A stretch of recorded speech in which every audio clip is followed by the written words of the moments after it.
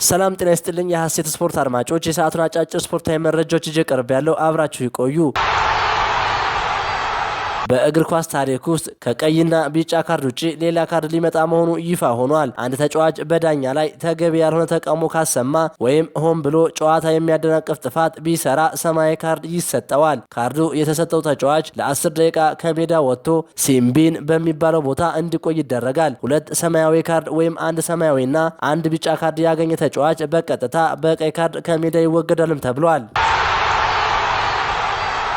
ከፍተኛ ፉክክር የሚደረግበት የእንግሊዝ ፕሪሚየር ሊግ አሁንም በአጓጊነቱ ቀጥሏል። አርሰናል አሁንም በሊጉ አናት ሲቀመጥ፣ ማንቸስተር ሲቲ እንዲሁም አስቶን ቪላ ይከተላሉ። የሚኬል አርቴታ ቡድን አርሰናል በዚህ ዓመት ሊጉን ለበርካታ ቀናት የመራው ቡድን ነው። መድፈኞቹ ፕሪሚየር ሊጉን ለ147 ቀናት ያህል ሲመሩ፣ ከመድፈኞቹ በመቀጠል የመርሲሳይዱ ክለብ ሊቨርፑል ሊጉን ለ34 ቀናት መርቷል። በሊጉ ሁለተኛ ደረጃ ላይ የሚገኘው ማንቸስተር ሲቲ ሊጉን ለ6 ቀናት ብቻ ነው መምራት የቻለው።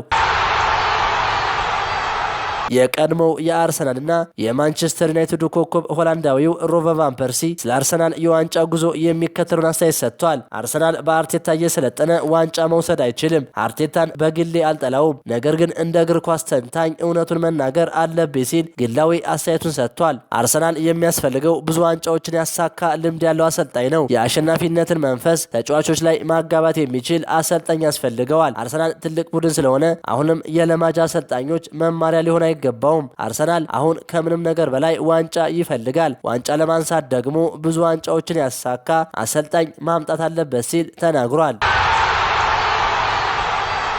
የ27ኛ ሳምንት ተወዳጁ የእንግሊዝ ፕሪሚየር ሊግ በዕለተ ቅዳሜ፣ እሁድና ሰኞ ሲደረጉ ቅዳሜ ቼልሲ ከበርንሌይ፣ ብሬንትፎርድ ከብራይተን እንዲሁም አስቶን ቪላ ከሊድስ ዩናይትድ በተመሳሳይ ምሽት 12 ሲደረጉ ዌስትሃም ከበርንማውዝ ምሽት 2 ሰዓት ከ30፣ ማንቸስተር ሲቲ ከኒውካስል ዩናይትድ ምሽት 5 ሰዓት ይደረጋሉ። መርሃ ግብሩ እሁድ ሲቀጥል ሰንደርላንድ ከፉልሃም፣ ኖቲንግሃም ፎረስት ከሊቨርፑል፣ ክሪስታል ፓላስ ከወልቭስ በተመሳሳይ ምሽት 11 ሰዓት ሲደረጉ የሳምንቱ ተጠባቂው የለንደን ደርቢ ጨዋታ አርሰናል ከቶተንሃም ምሽት 1 ሰዓት ከ30 ይደረጋል። የ27ኛ ሳምንት መርሃ ግብር ማንቸስተር ዩናይትድን ከኤቨርተን በዕለተ ሰኞ አገናኝቶ መቋጫውን ያገኛል። በስፔን ላሊጋ ቅዳሜና እሁድ ሲቀጥሉ የላሊጋው መሪ ሪያል ማድሪድ ነገ ምሽት ኦሳሱናን ሲያስተናግድ፣ አትሌቲኮ ማድሪድ ምሽት 5 ሰዓት ከስፓኞል ጨዋታውን ያደርጋል። ላሊጋው እሁድ ሲቀጥል ባርሴሎና ከሌቫንቴ፣ ጌታፌ ከሲቪያ፣ ቪያሪያል ከቫሌንሺያ ይገናኛሉ።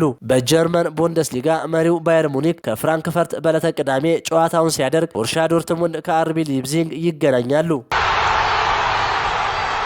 እንዲሁም በጣሊያን ሴሪያ መሪው ኢንተር ሚላን ከሊቼ ይገናኛል።